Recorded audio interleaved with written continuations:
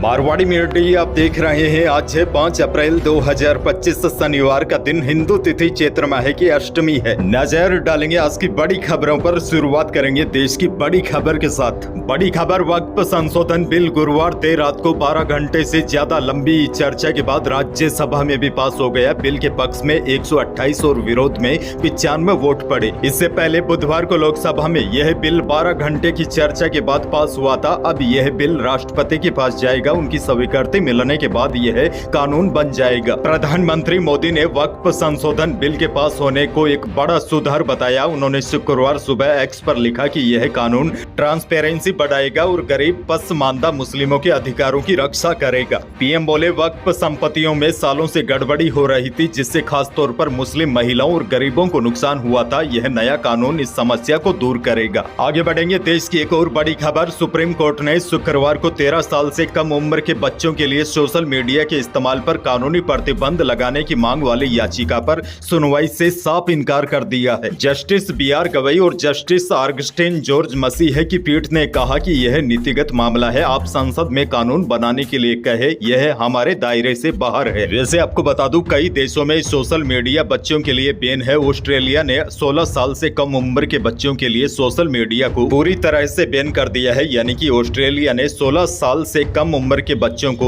Mobile से दूर करने के लिए यह कदम उठाया है, क्योंकि कई लोगों का मानना है स्मार्टफोन के यूज करने से बच्चों का मानसिक स्तर गिर रहा है। अब भारत में भी 16 साल से कम उम्र के बच्चों के लिए सोशल मीडिया को पूरी तरीके से बैन किए जाने की मांग उठ रही है। बहरहाल आगे बढ़ेंगे। राजस्थान से बड़ी खबर। जयपुर जिला दुग्ध उत्पादक संघ लिमिटेड यानी कि जयपुर डेयरी की तरफ से दुग्ध उत्पादकों की बेटियों की शादी में मायरा भरा जाएगा। इसके लिए आज यानी कि 5 अप्रैल को सरस लाडो मायरा योजना लॉन्च होगी। योजना में बेटी की शादी पर 21,000 रुपए का मायरा भरा जाएगा। इसमें करीब 1,50,000 रजिस्टर्ड दुग्ध उत्पादकों और किसानों को बड़ा फायदा मिलेगा। दरअसल जयपुर डेयरी की स्थापना के 50 साल पूरे होने पर यह योजना लाई गई है। जब जयपुर डेयरी की शुरुआत हुई थी तब इसमें 13 दुग्ध समितियां जुड़ी थी, जो धीरे धीरे बढ़कर 4,000 तक पहुंच गई है। इन समितियों में जुड़े पशुपालकों का ही सहयोग है, जो आज यह डेयरी उत्तर राजस्थान की सबसे बड़ी डेयरी बन गई है। MD मनीष फौजदार ने बताया, दुग्ध उत्पादकों का ध्यान रखते हुए उनकी बच्चियों की शादी में संबल प्रदान करने के लिए सरस लाडो मायरा योजना लॉन्च करने का फैसला लिया है। अच्छा, किन पशुपालकों को फायदा मिलेगा यह भी आपको बता दूं। जयपुर डेयरी की रजिस्टर्ड समिति में पिछले 5 सालों से लगातार जुड़ा है, और जो पशुपालक जयपुर डेयरी को साल भर में कम से कम 300 लीटर दूध विक्रय करता है, ऐसे पशुपालकों को इस योजना का फायदा मिलेगा। दुग्ध उत्पादक को शादी से 1 माह पहले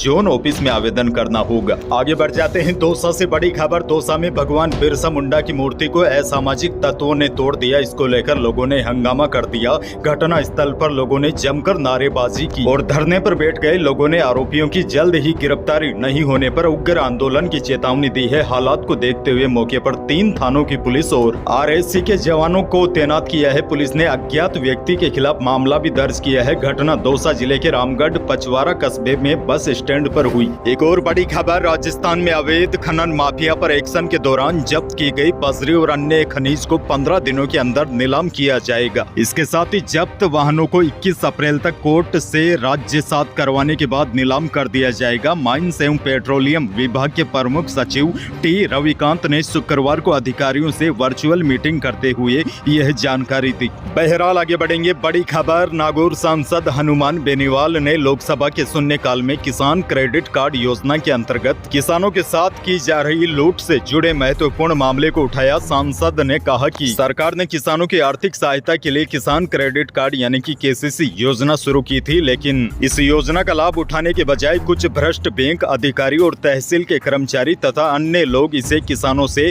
अवैध कमाई का जरिया बना चुके हैं। बेनीवाल ने कहा, जब कोई किसान KCC कार्ड के तहत लोन लेने जाता है तो बैंक उनसे सर्च रिपोर्ट नामक एक कानूनी दस्तावेज की मांग करता है। यह रिपोर्ट यह साबित करने के लिए होती है कि किसानों की जमीन पर कोई कर्ज या कानूनी विवाद तो नहीं है। यह रिपोर्ट 200 से 500 रुपए में आसानी से बन जाती है। इसके बावजूद किसानों से इसके नाम पर 5,000 से 10,000 रुपए तक वसूल किए जाते हैं। जयपुर से बड़ी खबर। गांधीनगर स्टेशन पर चल रहे काम के चलते उत्तर पश्चिमी रेलवे ने 28 मई से 8 जून तक कई ट्रेनों के संचालन में बदलाव किया है। रेलवे के मुख्य जनसंपर्क अधिकारी शशि किरण ने बताया, ब्लॉक के कारण 2 ट्रेनें पूरी तरह रद्द रहेगी। 8 ट्रेनें आंशिक रूप से रद्द होगी और 11 ट्रेनों को रूट डाइवर्ट करके चलाया जाएगा। वैसे आपको बता दूं, अजमेर गंगापुर सिटी और गंगापुर सिटी अजमेर 28 मई को रद्द रहेगी। आगे बढ़ेंगे, एक और बड़ी खबर। अमेरिकी राष्ट्रपति डोनाल्ड ट्रंप के टैरिफ ने शेयर बाजार के साथ साथ अब सोने की चढ़ती कीमतों को भी नीचे ला दिया है। शुक्रवार को भारतीय बाजार में सोने और चांदी की कीमतों में बड़ी गिरावट देखने को मिली है। शुक्रवार को चांदी के भाव 4500 रुपए तक टूटे हैं और सोना भी 1000 रुपए सस्ता हुआ है। जयपुर सराफा कमेटी की ओर से जारी भावों के अनुसार जयपुर में 10 ग्राम 24 कैरेट सोने की कीमत 92,800 रुपए पर आ गई और 22 कैरेट यानी कि जेवराती सोना भी प्रति 10 ग्राम 86,500 रुपए पर पहुंच गया। चांदी के भाव में जबरदस्त गिरावट आई, जिसके बाद चांदी रिफाइन की कीमत 96,000 रुपए प्रति किलो आ गई है। आपको बता दूं, बीते कई दिनों से चांदी 1 लाख रुपए से ऊपर चल रही थी। अच्छा, मंडियों के भावों पर एक नजर डाले तो बीकानेर की मंडी में इसबगोल का भाव न्यूनतम 11,500 और अधिकतम 14,000 रुपए रहा। जीरा बीकानेर की मंडी में अधिकतम